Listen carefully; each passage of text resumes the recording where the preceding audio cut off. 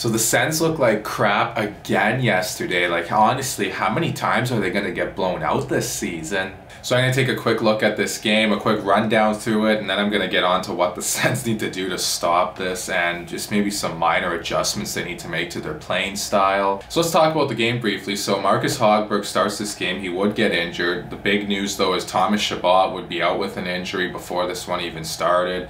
Kind of came as news to me. He was injured recently, and that makes me believe that maybe he came back from injury a little too soon.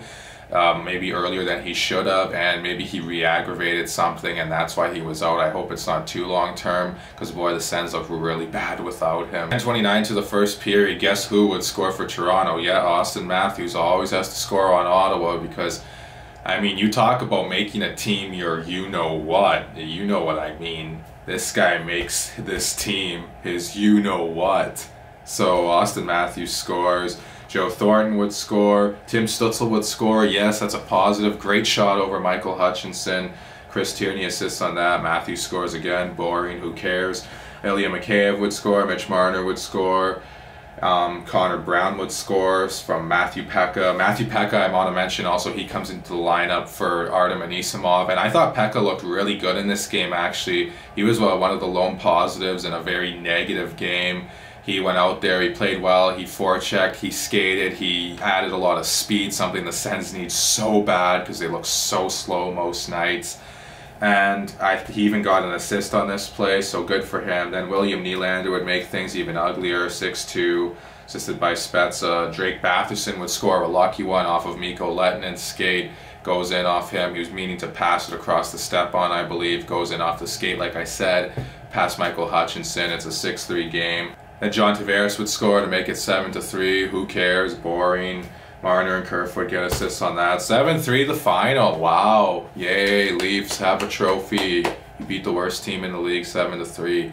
Anyways, who cares about Toronto? I'm not really here to talk about them. I'm here to talk about Ottawa and why they're just so crap this season. I just want to say this, like 3 or 4 years ago when the Sens embarked on their sorry rebuild, like, really, did they look at their team and think, oh, the reason why we're bad is we're not physical enough. We have to get a team that's really physical and banging and finishes every hit. Like, did they seriously think that's what they needed to build to win a Stanley Cup? You don't need to have a team full of guys like that. Yeah, you need a few guys like that on your team, but not every guy going in there and hitting and let's just get a bunch of guys who can't skate but they can throw the body. Like, get some guys who can skate.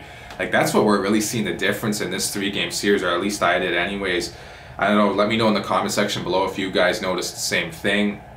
I noticed that for sure, that this Toronto team, their speed was just really hard for Ottawa to match that a lot of times throughout the games in this 3-game set.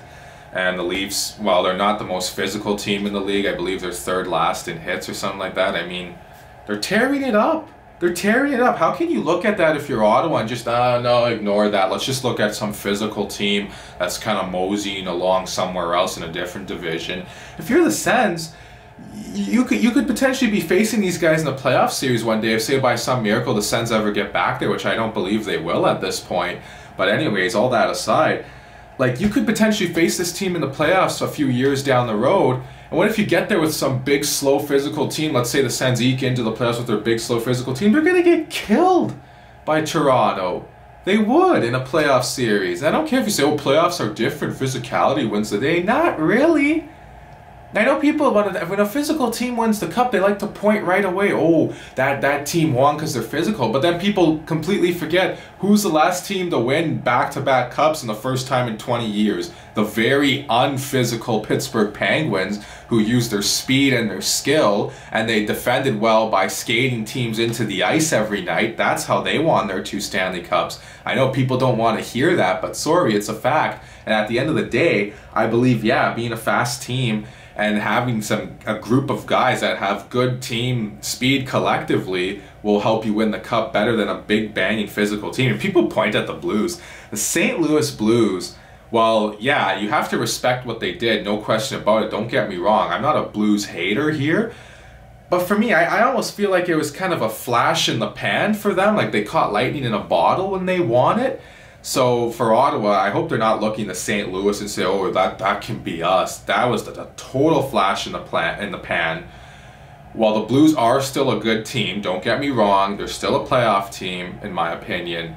They're not a team that, I don't know, can win the Cup 2 out of 5 years or 3 out of 7 years or something like that. They're definitely not a team built for a dynasty with the way they are. So another game plan adjustment they could make is you don't have to finish every single hit. Like, honestly, don't get me wrong, I think some physicality is good. You know, squeeze guys off in the corners, don't give them easy outs or whatever in your own end. You know, be a little bit physical down low in their end to separate guys from the puck. But this whole idea of, like, after a guy releases the puck and you're still allowed to hit him, it's still legal, but it's just stupid. Why do you have to finish your check once the puck's gone from that guy? You're just taking yourself out of the play when you could just turn around and you still have that momentum of skating towards that guy. And then as soon as he passes the puck off, you just turn around, make a couple of quick crossovers, and you're skating back the other way. And, you know, that's how you can get back into the play easy and break up the rush the other way instead of having to go in and finish every single check. Like, I honestly don't know what Ottawa's trying to prove with that. There are a lot of people who were so butthurt and so upset with me. A lot of Sens fans, actually, that were. When I said, I don't know about Ottawa, they're slow, they built this slow physical team. I don't know if they're really going to be able to compete in this fast Canadian division. And look, I'm not trying to be some arrogant, you know, stuck up guy that's just, you know, like, oh, look, see, I told you so, ah ha ha. But really, like, I mean, I'm sure there were other people that saw this coming. Ottawa didn't build a great team this offseason. They got a bunch of fourth line, hardworking guys that are physical. They don't necessarily skate that well. And now they're reaping what they sowed, and it's not very good what they're reaping so far, is it? Like, honestly, they have to get to their quota. It seems like they have a good game where they defend well. So they have a good game where they defend pretty good. They keep the opponent, I don't know, to 2 or 1 goals. And then they got to have a big stinker right the next game. Like, every other game, they got to give up 5+ goals. Like, how many times this season now have they given up 5+ goals now? Like, that's ridiculous. This is the worst defensive team, and I'm talking about, this is the worst defensive team I've seen in a long time, and this is a guy who watched the 18-19 Guy Boucher coached Ottawa Senators, who are absolutely brutal defensively, and now these guys make that 18-19 team look like they were the 95 New Jersey Devils now or something. As for some of these prospects, I'm beginning to think they were just, I don't know, so overhyped. Because while Josh Norris and Jake Batherson have had okay seasons, they haven't been brutal by any stretch of the imagination. They've been okay. I would have liked to see them score more so far. Like, I mean, what the heck is going on with these guys? Like, Norris stuck on 3 goals. Batherson scored last night. He scored 2 in his last 3. Hopefully he's going to start coming on. But even him, I mean, he's been, you know, pretty low scoring. Stutzel, I mean, he's playing pretty good. He's got 5 goals, 4 assists, 9 points. That's okay. Tkachuk's been a little quiet throughout the times this season. He has 11 points and he leads the team, but man, it's been a pretty quiet 11 points for him, in my opinion.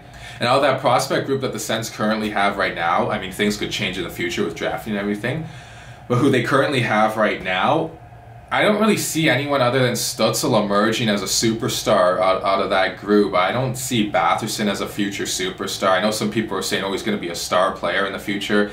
I think Jake Batherson's going to be a good player. I don't think he's going to be a superstar. Same with Josh Norris. Good player, not going to be a superstar. And that's what we should kind of expect, because when Josh Norris was acquired from the San Jose Sharks in the Erik Karlsson deal, a lot of people were saying, well, they got a good player in Josh Norris. He's a B-level prospect, not an A-level prospect. So I'm not going to sit here and be all sour about it. I mean, that's who they got. The Sens aren't a team that's very keen on getting too many skilled guys for whatever reason, maybe because they cost money. But with that being said, they just want to build this big, slow, physical team that's got good character, good guys in the locker room. I mean, that's maybe the decision that goes into drafting Jake Sanderson over someone like a Marco Rossi or a Cole Perfetti. And while Sanderson's going to be a good NHL defenseman, the Sens really need a guy who, you know, while he does have some offense to his game, he probably is going to be more of a defensive type of guy at the end of the day. And I find the Sens just have too many guys like that that are apparently supposed to be defensive on their team, but yet they still can't defend. So I don't know what the heck they are anymore. That's my thoughts on this game, the Sens, what they need to do to be better. I think we've all been talking about that for such a long time now. But you know what? At the end of the day, the Ottawa Senators, they kind of built their team the wrong way. And you can debate me on that in the comment section below. If you have a different opinion, that's totally fine. I get it. But you know what? In my opinion, they built this team wrong. They still have a chance to get it right because they're not far along enough in the rebuild yet where it's like, wow, now they got to do a lot of backtracking and stuff like that. No. They just got to stop getting all these physical guys, and they got to start drafting some skill, some pure raw skill, some guys who can actually do something with the puck on their sticks and that can actually skate. They need to, I don't know, bring it up a couple notches as far as team speed goes. So that's my thoughts on this. Like I said, let me know what you guys think in the comment section below. Please like and subscribe and share this video. Thank you guys so much for watching, and I'll talk to you again soon.